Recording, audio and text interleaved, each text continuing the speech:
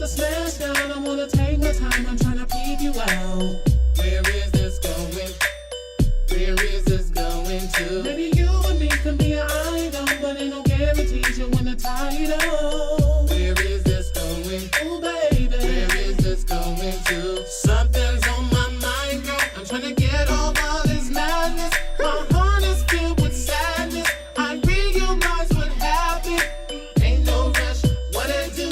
I wanna get to know you. There's been a lot of things I told you, but I think it's time I showed you. Where is this going? Where is this going to? Where is this going to? Where is this going to?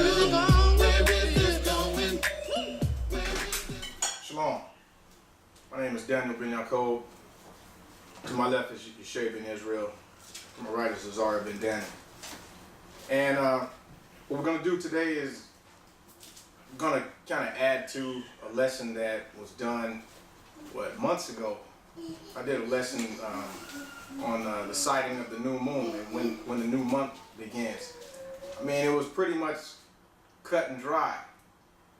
And you know, I shouldn't have to do this lesson, but there's been arguments against it.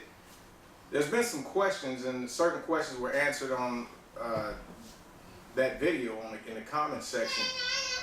But it seems like there's been other teachings still, you know, going out, and I'm going to address some of those arguments right now. So I'm going to get right into it.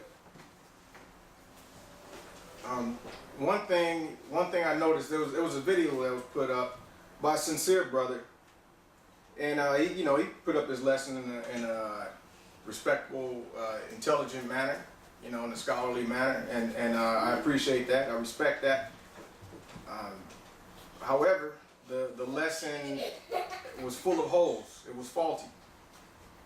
And so with all due respect, I'm going to correct that brother's lesson. And I'm going to bring out more facts to help those who can't quite understand this and, just kind of drive the point home. Yeah, I'm going to correct, some of these teachings that have been brought out against spotting the sliver, and they're in support of a dark moon doctrine, which is simply not scriptural. So let's get into it, because it seems like some didn't quite understand what was brought out. So turn over to Sirach chapter 43. I'm going to break this down slowly so even a child can understand. Sirach chapter 43, read verses 6 and 7. He made the moon also to serve in her season for a declaration of times, and a sign of the world. From the moon is the sign of the feast, a light that decreaseth in her perfection. Okay, so it says, from the moon is the sign of the feast. It is a light. Okay? Now, when the Feast of Trumpets comes in, it comes in on the first day of the 10th month. That's correct, right? That is correct. So, the moon is a sign of the feast. And it says it's a light. That would mean to know when the feast is here, you would see a sign. Now, we'll go back to Genesis chapter 1 and read verse 14. I noticed the brother who put up this, his lesson, he didn't address the scripture. Well, he might be one of those who doesn't read from the Apocrypha. All right, Genesis chapter 1, read verse 14. And Yahweh said, let there be lights in the firmament of the heaven to divide the day from the night, and let them be for signs, and for seasons, and for days and years. Okay, it says, let these lights be for signs. Mm-hmm. Okay? Now back in Sirach, it says, the moon is a sign of the feast. Mm-hmm. That means these lights in the firmament of the heavens will serve as signs. So you can't have a sign of the feast with a dark moon, meaning a moon that doesn't have light reflecting off of it. Okay, so it's impossible. It doesn't coincide with the text. All right, it's that simple. That should have covered it. I mean, most sensible people that who have read that said, okay, that's pretty much it right there. But now I'm going to address a few arguments. Actually, I just want to make a statement. We've said this many times. You know, how can there be a new moon where there is no moon? Right. Very simply said. But Exactly. just wanted to say that. I'm going to address some of these arguments. I mean, and they're pretty wild. They're from left field. Some people have tried to say this is pagan. New moon observance is pagan. You know, because the other nations, they observed their new moon this way. Mm-hmm. Well, let's go back to Genesis once again. And these things were ordained before there were nations. These things were ordained when mankind, before mankind was even created. Mm-hmm. Before there was a nation of Israel, this was given to the world as an ordinance. All right?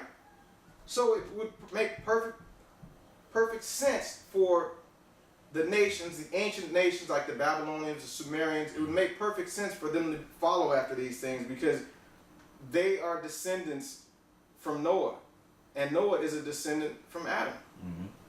All right, so it only makes sense. Just like many of these ancient nations also counted their days when the sun set. Mm-hmm. There's even teachings against that, which I'm not even going to address because that's just ridiculous. Anyway, you know, or here's another thing that, okay, other nations invented, they used the wheel. All right, somebody said that well, you're following the custom of the nations. Well, the Israelites used wheels as well. Okay. You know, the other nations did that. Let's go to a scripture that they take totally out of context. You know, because they accuse us of if you observe the crescent in the sky, which is a timepiece, which the sun, the moon, the stars, they're all timepieces. Okay? They're not objects that you're supposed to worship. They're timepieces. That's why they're put in the sky. Pursuant to Genesis 1:14, these are timepieces. Okay? This is how we measure time. All right. Well, go on to, Yeshay, give me Leviticus chapter 20. Mm-hmm. Before you do that, you get Judges chapter 8. Because one brother put in his lesson that, you know, he says crescent observance is in the scriptures, but it's condemned. Well, I'm going to show you where crescent observance is, in fact, in the scripture and is not condemned. Mm-hmm. Now, moon worship is condemned. All right, but observing a crescent or a sliver in the sky, that's not condemned. Mm-hmm. But moon worship is condemned. Okay. Read Judges chapter 8, verses 19 through 21. And he said, they were my brethren, even the sons of my mother, as Yahweh liveth. If he had saved them alive, I would not slay you. And he said unto Jether his firstborn, up and slay them, but the youth drew not his sword, for he feared, because he was yet a youth. Go ahead. Then Zebah and Zalmunna said, rise thou and fall upon us, for as the man is, so is his strength. And Gideon arose and slew Zebah and Zalmunna, and took away the ornaments that were on their camels' necks. Okay, that word ornaments, all right, that when you look that word up in Strong's, the Hebrew definition, it'll tell you it's a moon or a crescent ornament. Mm-hmm. All right, these things were on their camel's necks. All right, and if you read, like if you're reading in the Scriptures translation, it's going to say crescent or crescent ornaments. If you look in King James, it just says ornaments. Mm-hmm. All right, jump down to verse 26. And the weight of the golden earrings they requested was 1,700 shekels of gold, beside ornaments and collars and purple raiment that was on the kings of Midian and beside the chains that were about their camels' necks. Okay, so these Midianites, they wore these things. So the brother put up the lesson. He said these men were wearing crescent ornaments, and he said this is crescent moon observance. It's nowhere in this text does it say they were sighting a new moon, but these were the ornaments of these nations. Just like you can see a lot of the Muslims, you know, that's one of their symbols, which is a crescent and a star. And now, but the funny part about this is that if you look at a new moon, the sliver is real thin.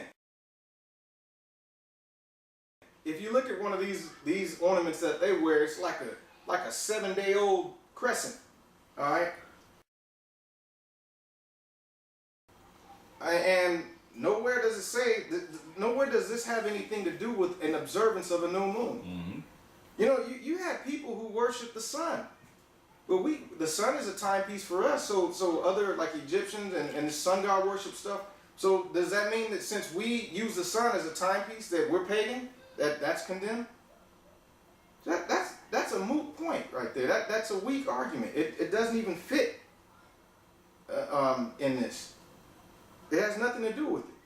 Let's get another example. Go to right quick. Go to 2 Kings. 2 Kings chapter 23 and verse 5.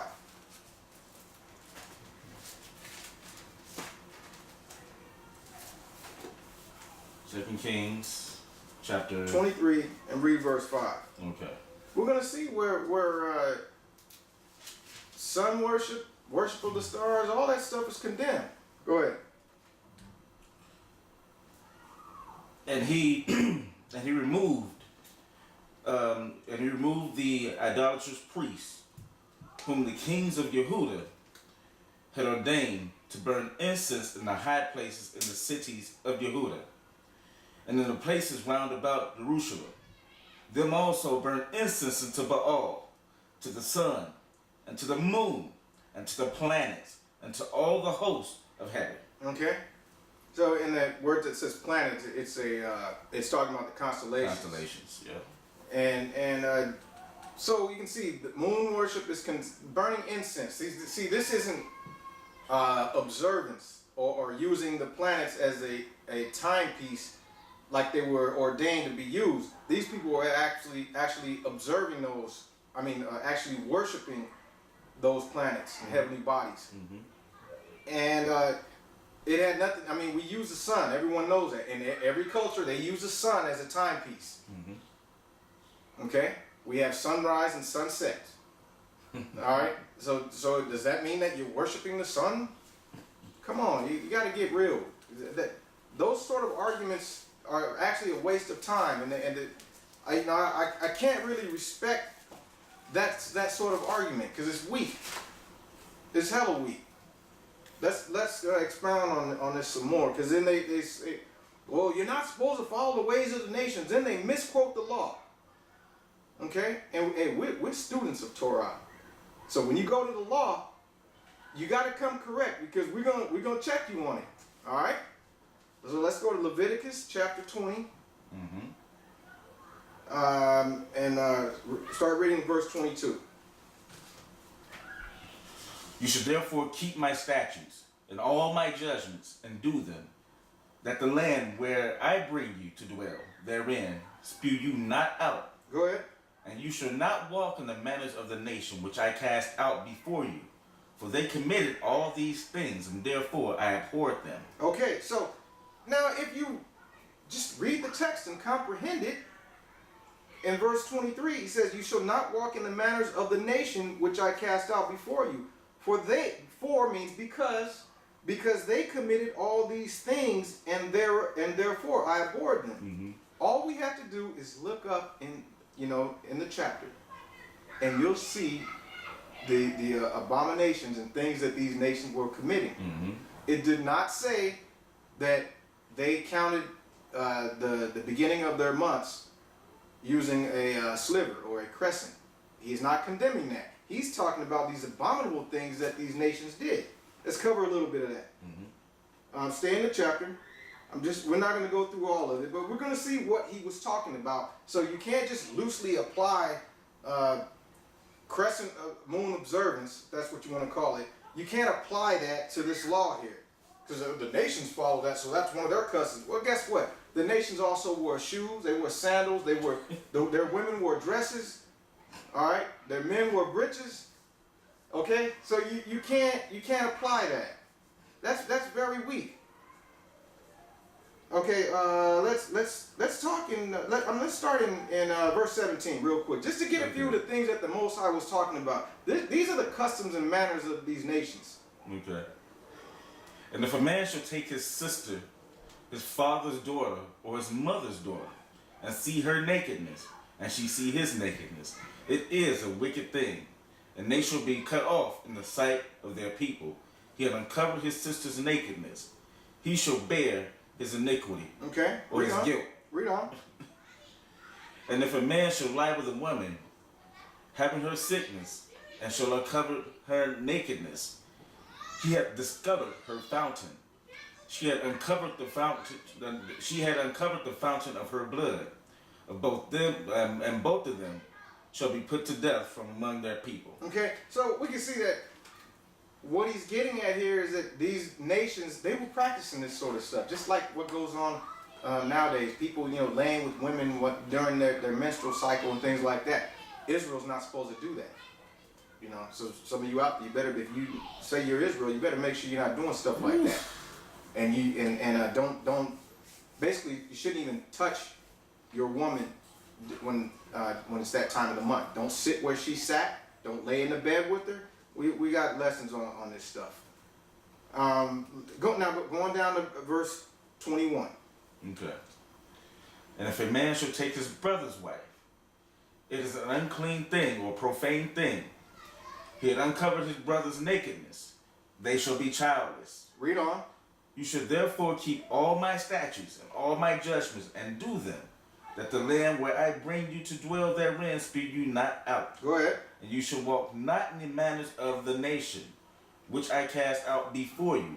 For they committed all these things, and therefore I abhorred or hated them. Okay, so now when you read this law in its proper context, you get an understanding on it, and it has nothing to do with observing a new moon, in the sky.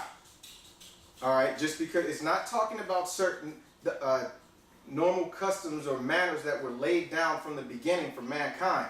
It's talking about this abominable wickedness that's detailed in Leviticus chapter 20. Okay?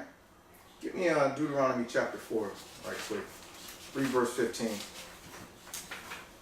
I mean, I get some, and some of these comments were on the page. I'm like, man, all you guys got to do is just read. Just don't approach this thing in a negative way. If you're looking for a way out, and you really want to follow the dark moon that's on the Jewish calendar, if you really want to follow that, hey, have at it. Do your thing.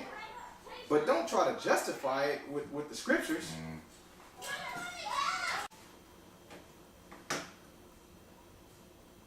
Now you got Deuteronomy 4, verse 15.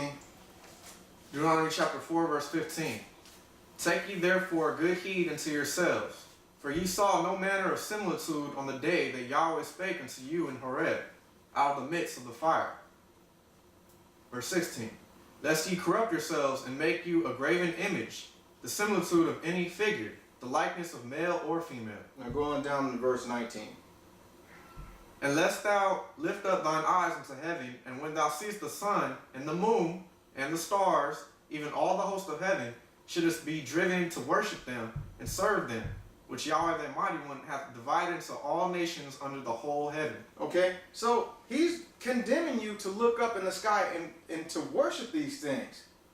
He's not condemning you to use these things for what they were made for. Why, for their purpose. Mm-hmm. And their purpose was to tell time.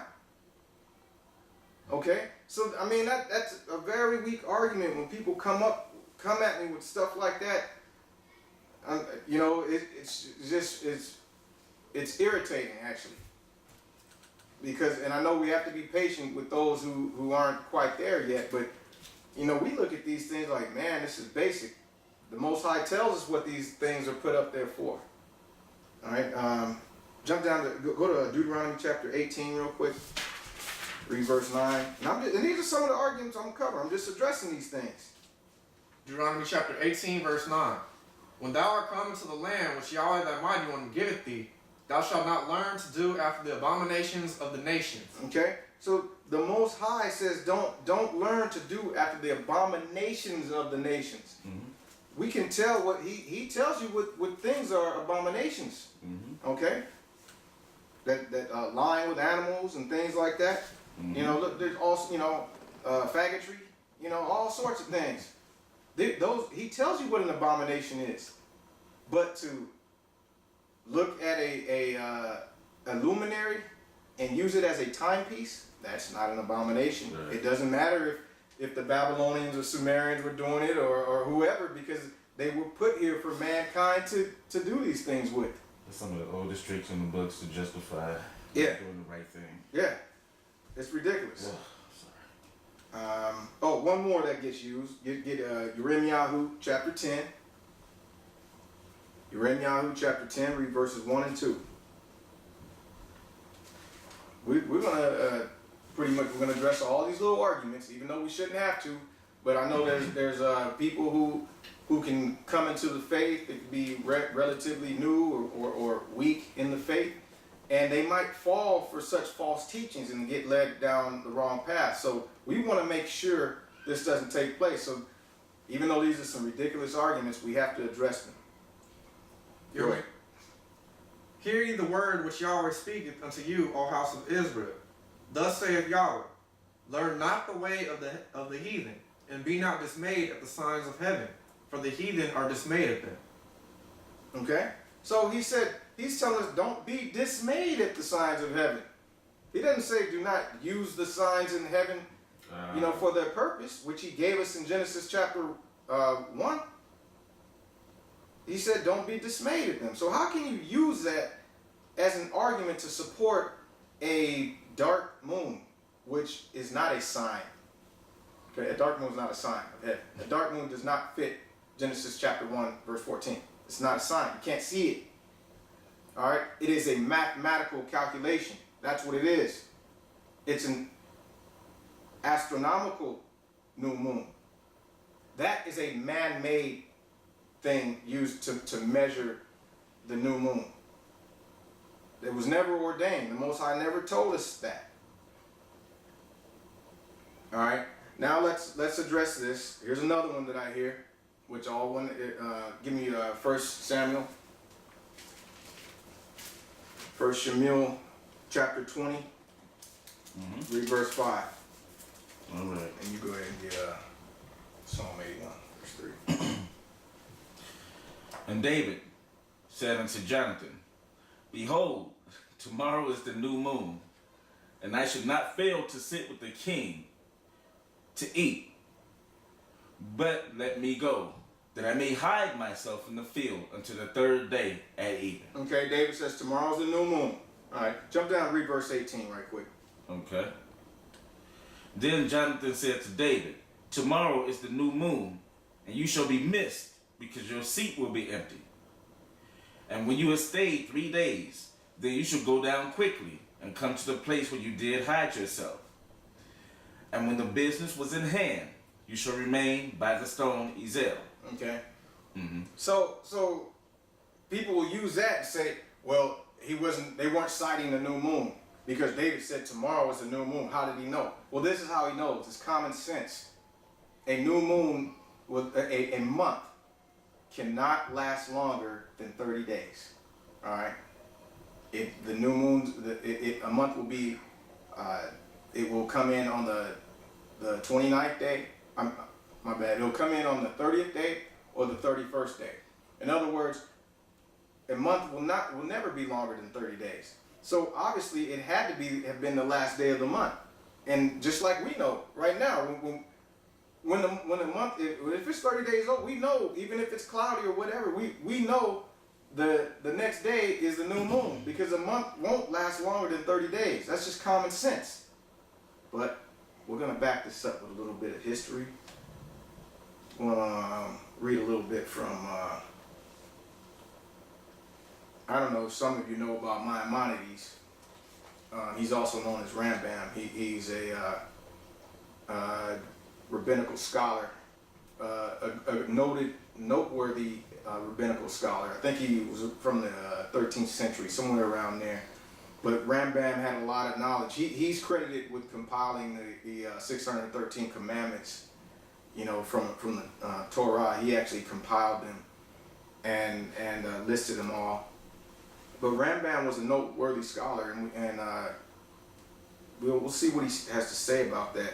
But what's interesting is the rabbis, the rabbinical Jewish people, are the ones who actually instituted the dark moon observance later on. And Rambam was amongst them. He's a highly regarded rabbinical teacher from amongst them. And notice what he says about the moon. I don't know why you guys didn't, because this information's out there. It's in books, it's online. I don't know why you guys didn't check this stuff out, because this stuff isn't difficult. We shouldn't have to go through and butcher the scriptures to come up with a doctrine. There's too many pseudo doctrines coming out nowadays. You know, people want to change the Sabbath. They want to change when a day begins and ends, a new moon. All this stuff is already there. We have evidence from even before the first century, before the Messiah walked the earth. We had evidence on how this stuff was done. We have historical writings from actual Hebrews who said this is how it was done. But now all of a sudden, you guys who can't read or write Hebrew, you know, who never had access to the ancient texts, the ancient historical manuscripts, you guys are coming up with new doctrines.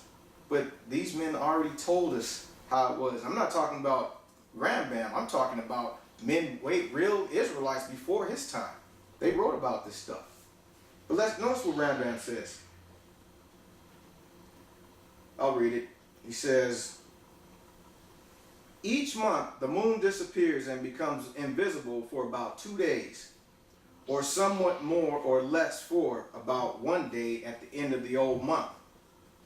Before it reaches its conjunction with the sun, notice how he says before it reaches its conjunction, because you guys are preaching conjunction, or some of you. Before it reaches its conjunction with the sun, and for about 1 day after its conjunction with the sun. Notice how it disappears during conjunction. But then he says, then it reappears in the evening in the west, and this night on which it becomes visible in the west after its disappearance is the beginning of the month. Okay? So they knew this stuff. Why don't you know? From this day on 29 days were counted, and if the new crescent appeared on the night of the 30th day, this 30th day was the first day of the new month. If, however, it did not appear on that night, the 30th day would belong to the old month, and the 31st day would be the first day of the new month. And no matter whether the moon did or did not appear in the night of the 31st day, no attention was paid to it, for the lunar month never lasts longer than 30 days. Okay? This rabbi right here, who was very smart, you know, people can say, oh, that's a fake Jew. You can say whatever you want to say, but this rabbi, Maimonides, you need to research him. He had this knowledge because it was common knowledge. This is the way things were done. But remember, the rabbinical Jews went away from this. They knew this is how it was done. They went away from this. And so just like David, just like King Dawid knew that the new moon would be tomorrow, they knew as well. It's just common sense. On the 30th day, if you don't see a moon, if it hasn't been spotted, guess what? It's going to be there tomorrow, like clockwork. That's how it works. This has been passed down to us, and even now, this is how we think. It's just common sense. Okay? So that question is weak. You guys are asking these questions or bringing up these arguments from an ignorant perspective. And you just need to study. Now, I'm not trying to bash. I'm just stating facts. I'm just being real with you. Okay? Let's continue on. Another point. Okay, we're gonna address a couple things here in regards to crescent observance not being in Scripture. Well, you won't see a scripture that says look for the crescent or look for the sliver. You're not gonna see that. But like the Scripture says, if you want to understand doctrine, it's called line upon line, precept upon precept. All right, give me Psalm 81 and read verse 3. Blow up the trumpet in the new moon, in the time appointed on our solemn feast day. For this was a statute for Israel and a law of the mighty one of Yaakov. Okay, now this brother put forth an argument where it says the time appointed does not mean full moon. Okay, now I looked the word up in Strong's. It says full moon. I looked the word up in Brown Driver and Briggs Hebrew lexicon. It says full moon. Okay, what he did, I also looked the word up in Gesenius Hebrew lexicon. And so did this other brother. He now if you look at the Gesenius definition, they quote, he actually, I guess they quoted Psalm 81 verse 4, but it says, on the definition it says the full moon. Okay, but in order to twist out of this is what he did. When you read on in later in the definition, Gesenius gives you some of his input on this definition. He says, the etymology is not clear to me. He says it's the etymology, the meaning of this word, where it comes from, it's not clear to him. All right, the etymology is not clear to me. For it is not satisfactory to say that it is so called from the whole moon being then covered with light. Then he quotes the root. It says, verbs of covering are often applied in the sense of hiding and covering over, but never, as far as I know, to that of giving light. Okay? So he's saying, as far as he knows, he doesn't know of it ever being applied to that or being used in that way. But he knows the definition means full moon. He's just saying it's not clear to him. So this in no way changes the definition to where that full moon is a dark moon. Okay? And we're going to prove that with Scripture. Okay, read Psalm 81 verse 3 again. Blow up the trumpet in the new moon, in the time appointed on our solemn feast day. Okay, he said blow the trumpet in the new moon. We're commanded to do that. And we're also commanded to do it on our solemn feast days. Which the new moon is not the solemn feast day that's being spoken of. Okay? So he says in the time appointed, or the full moon on our solemn feast day. Now, real quick, get Deuteronomy chapter 16. I want you to read verse 15. You get 2 Chronicles chapter 2. We're going to see what is the solemn feast day that's being spoken of here. All right. Line upon line, precept upon precept. Here we go. Read verse 15. 7 days shall you keep a solemn feast unto Yahweh your Elohim, in the place which Yahweh your Elohim shall choose. Okay, now what feast that we have lasts for 7 days? Huh? We have the Feast of Unleavened Bread, and we have the Feast of Tabernacles. That's right. And when do they begin? They begin at the full moon. Exactly. So, if you were to count back, for example, if you counted back from the full moon when our feast began, when our solemn feast began, if you count backwards 14 days, you're going to come to the sliver. See that? You're going to see that crescent because you're already told when the feast begins on that full moon, because that's what that definition is talking about. These scriptures that we're bringing out right now back this up. Was that all of that? That was all. Okay. Read 2 Chronicles chapter 2 verse 4. You get 2 Chronicles chapter 8 verse 13. 2 Chronicles chapter 2 verse 4. Behold, I build an house to the name of Yahweh my mighty one, to dedicate it to him, and to burn before him sweet incense, and for the continual showbread, and for the burnt offerings morning and evening, on the Sabbaths, and on the new moons, and on the solemn feast of Yahweh our mighty one. This is an ordinance forever to Israel. Okay, so the new moons and the solemn feast days are two separate things. Okay? This brother said the new moon and the solemn feast day is the same thing. Okay. And that it's talking about a dark moon, it's not talking about a full moon. Right. The scriptures don't agree with that. All right, get one more. 2 Chronicles chapter 8, read verse 13. Okay. Even after a certain rate, every day, according to the commandment of Moses, on the Sabbaths or the Shabbats, and on the new moons, and on the solemn feasts, 3 times in a year, even in the feast of unleavened bread, and then the feast of weeks, and then the feast of tabernacles. Okay? So you can see clearly that the solemn feast is separate from the new moon. These solemn feasts come in at the full moon. Those are the ones that last for 7 days. Okay? All you would have to do is count back 14 days and you're going to get that sliver in the sky. All right? It's that simple. You count back 14 days, you're not going to have a dark moon. You're going to have a sliver. It's that simple. I guarantee you. It's simple. Go out and do it. All right? This stuff is simple. People shouldn't have to. This is what I don't like. When people twist the text, even if you mean well and you twist in the text, the Most High's word is going to come back and expose you. Because that's how it is. It brings out the truth, man. It shines light on things. The law is a light. We're coming from Torah. All right? This is how things get exposed. By the Most High's laws. Crescent observance is in Scripture. It just doesn't say crescent or sliver.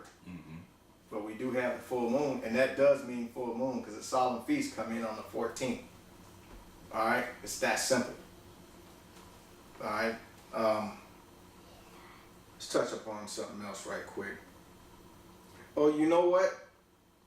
And even in the book of Enoch, all right, now some of you can say, well, the book of Enoch is not inspired.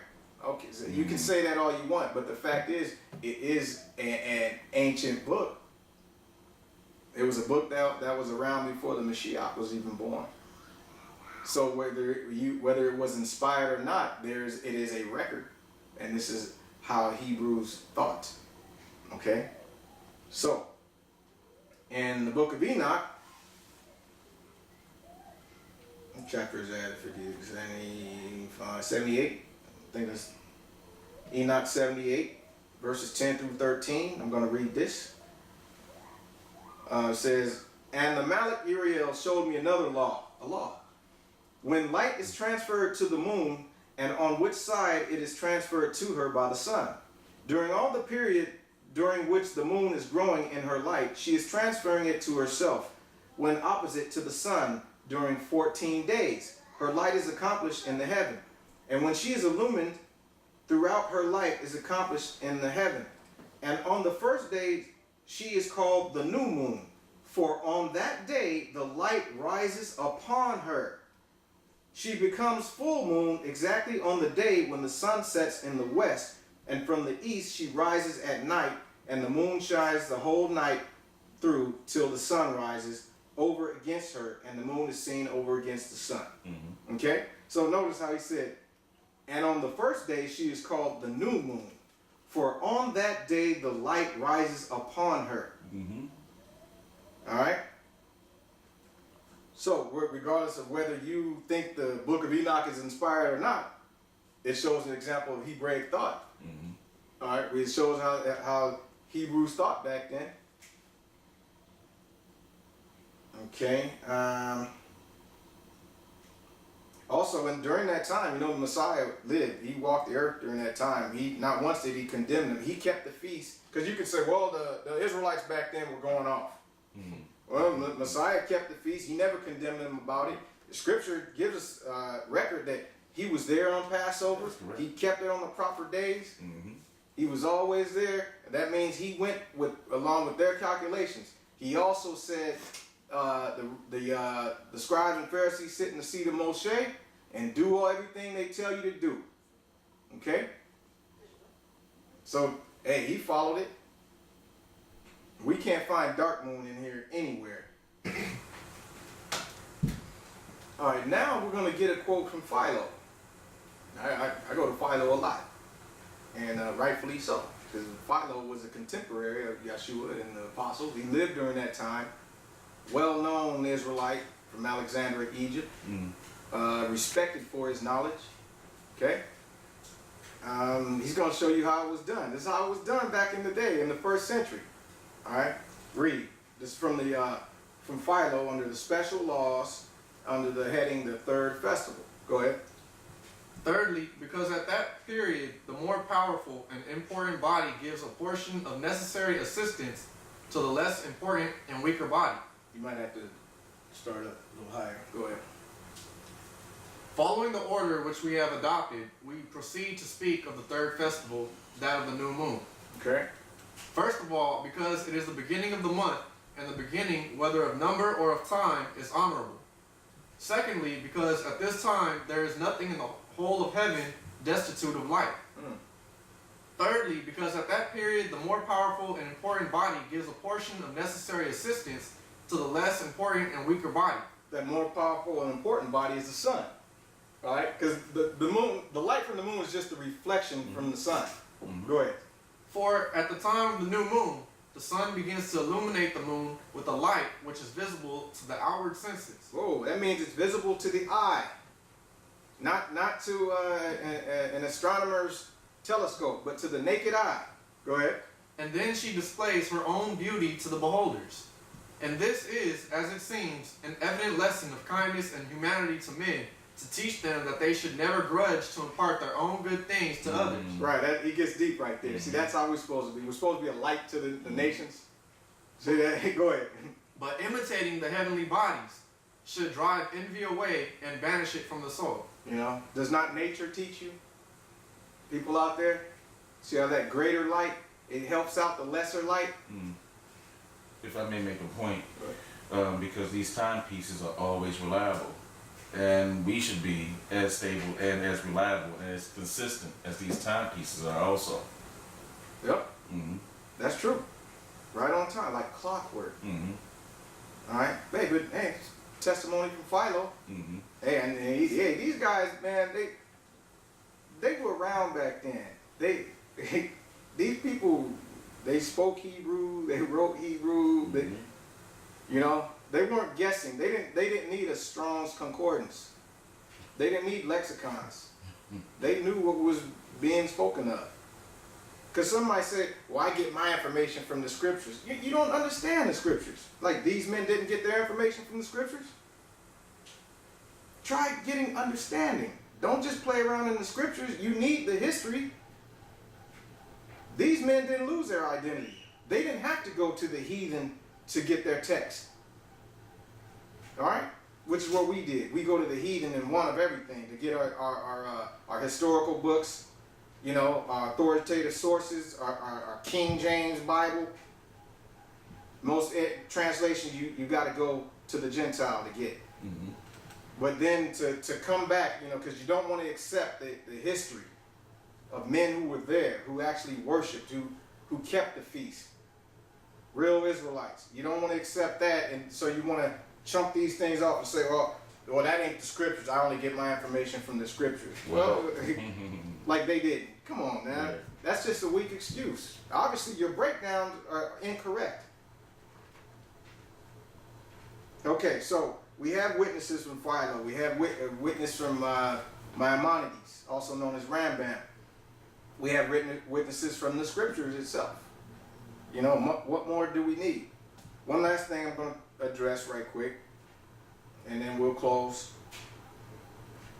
He said, this brother said, and we've already kind of touched on this argument before. He said that, well, their ancient Babylonians observed the Crescent sighting. And okay, but then he comes back in support of his own dark moon doctrine, and he says some of the Chinese and the other nations, they followed the dark moon, so therefore it's historically accurate. Doesn't it? You know, that's a major contradiction. The Chinese were pagan too. Okay, but then he says even the Egyptians followed it. Whoa, we were told to not even mess with them. Can't give them Yeah, no but more you, pagan than that. yeah. He brought us out of Egypt. I'm like, wow. And then I even put this in my notes. Wow. But then he says, he shows from his authoritative source, his historical reference source, he shows that they observed the crescent during the waning cycle, meaning towards the end of it. It's still crescent observance. It's at the end instead of the beginning. But you're in support of that. He even says it could be a possibility that in 1 Samuel 20, that King David was observing the crescent of the waning cycle, which is still crescent observance that you're speaking against. That's a contradiction, man. You're in one hell of a pickle right there. I mean, you should really consider taking that lesson down.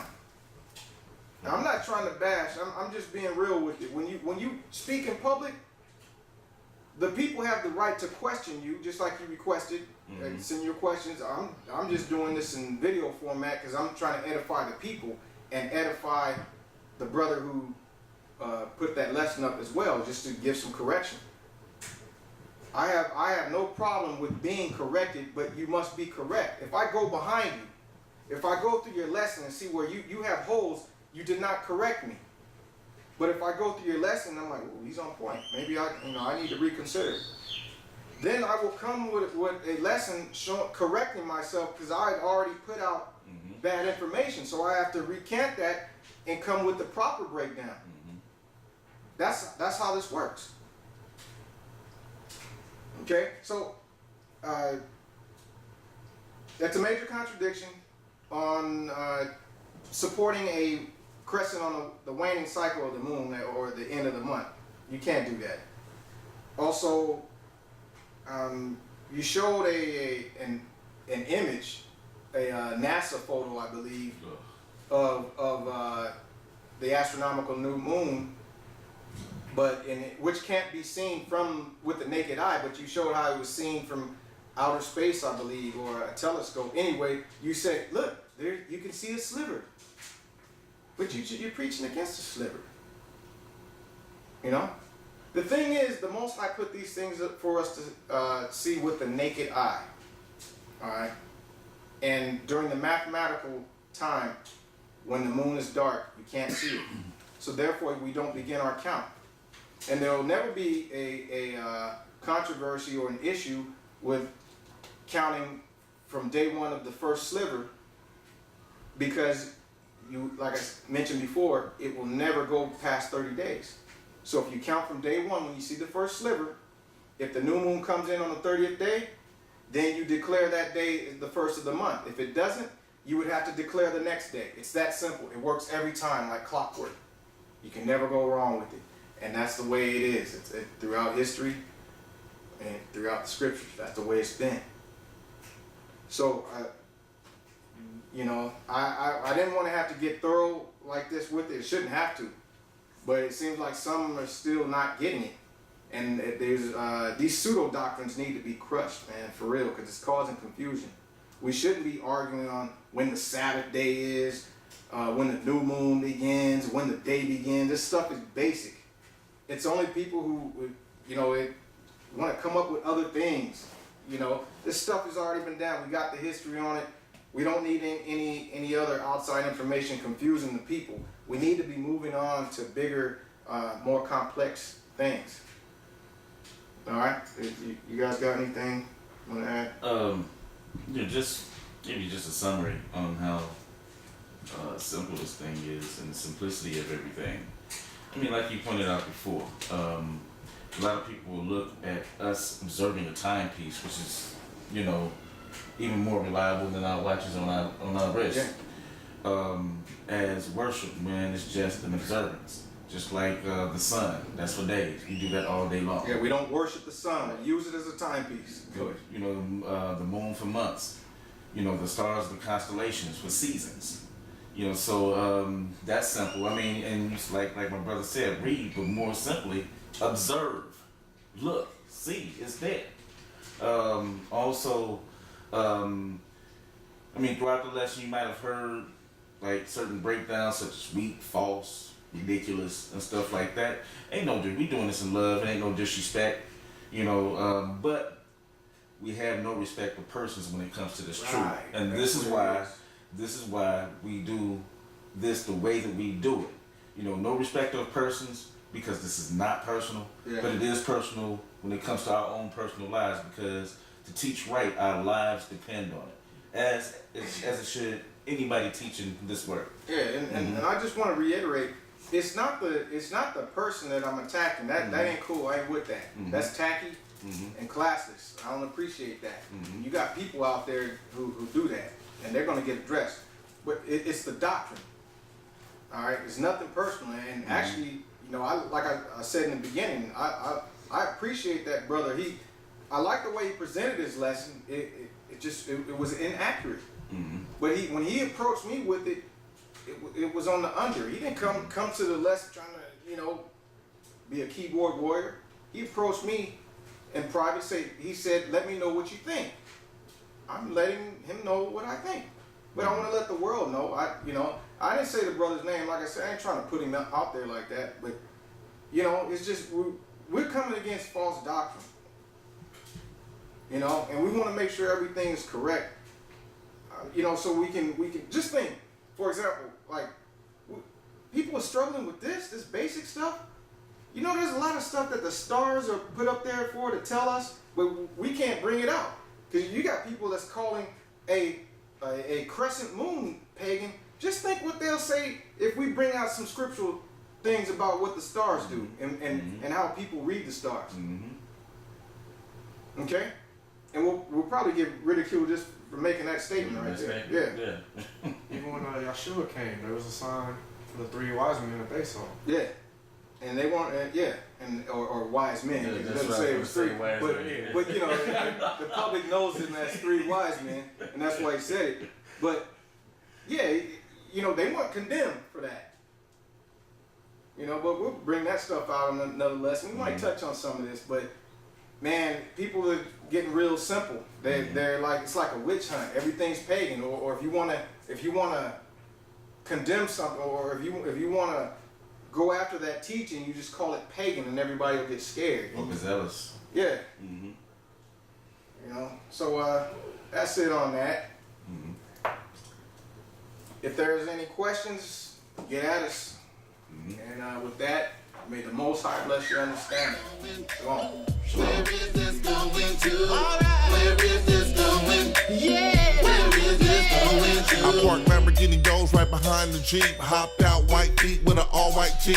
I never said a word, I just crossed the street. Walked in, sat down, then I ordered a drink.